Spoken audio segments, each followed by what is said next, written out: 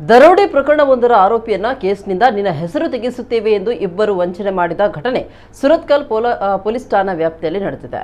ಪ್ರಕರಣದಲ್ಲಿ ವಂಚನೆಗೈದ ಓರ್ವನನ್ನು ಪೊಲೀಸರು ಬಂಧಿಸಿದ್ದಾರೆ. ಬಾಧಿತರನ್ನ ಅಬ್ದುಲ್ ಖಾದರ್ ರಿಜ್ವಾನ್ ಅಂತ ಗುರುತಿಸಲಾಗಿದೆ. ಇನ್ನು ಘಟನೆಯ ಕುರಿತು ಹೇಳೋದಾದ್ರೆ 2021ರ ಡಿಸೆಂಬರ್ನಲ್ಲಿ ಸುರತ್ಕಲ್ ಪೊಲೀಸ್ ಠಾಣೆಯಲ್ಲಿ ದರೋಡೆ ಪ್ರಕರಣವೊಂದು ದಾಖಲಾಗಿತ್ತು. ಈ ಪ್ರಕರಣದಲ್ಲಿನ ಆರೋಪಿಯ ದಸ್ತಗಿರಿಗಾಗಿ ಹುಡುಕಾಡ್ತಾ ಇದ್ರು. ಈ ಸಮಯದಲ್ಲಿ ದರೋಡೆ ಪ್ರಕರಣದ ಆರೋಪಿಯನ್ನ ಇಬ್ಬರು ಸಂಪರ್ಕಿಸಿ ದರೋಡೆ ಪ್ರಕರಣದಲ್ಲಿದ್ದ ನಿನ್ನ ಹೆಸರನ್ನ ಪೊಲೀಸರಿಗೆ ಹೇಳಿ ತೆಗೆಸ್ತೇವೆ ಅಂತ ಭರವಸೆಯನ್ನ ನೀಡಿದ್ದಾರೆ.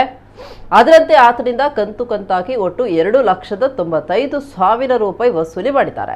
ಇದರ ಜೊತೆ ದರೋಡೆ ಪ್ರಕರಣದ ಆರೋಪಿಯು ನ್ಯಾಯಾಲಯದಲ್ಲಿ ನಿರೀಕ್ಷಣಾ ಜಾಮೀನು ಅರ್ಜಿ ಸಲ್ಲಿಸಿ ಬೇಲ್ ಪಡೆದಿದ್ದ. ಇದಾದ ನಂತರ ಆತನಿಂದ ಹಣ ಪಡ್ಕೊಂಡ ವ್ಯಕ್ತಿಗಳಿಂದ ಹಣವನ್ನ ವಾಪಸ್ಸು ನೀಡುವಂತೆ ಒತ್ತಾಯ ಮಾಡಿದ್ದಾನೆ. ಈ ವೇಳೆ ಆತನಿಗೆ ಕರೆ ಮಾಡಿ ನಿನ್ನನ್ನ ಜೀವ ಸಹಿತ ಬಿಡೋದಿಲ್ಲ ಅಂತ ಬೆದರಿಕೆ ಹಾಕಿ ಮತ್ತೆ 30,000 ರೂಪಾಯಿ ಹಣವನ್ನ ನೀಡುವಂತೆ ಬೇಡಿಕೆ ಇಟ್ಟಿದ್ದಾರೆ.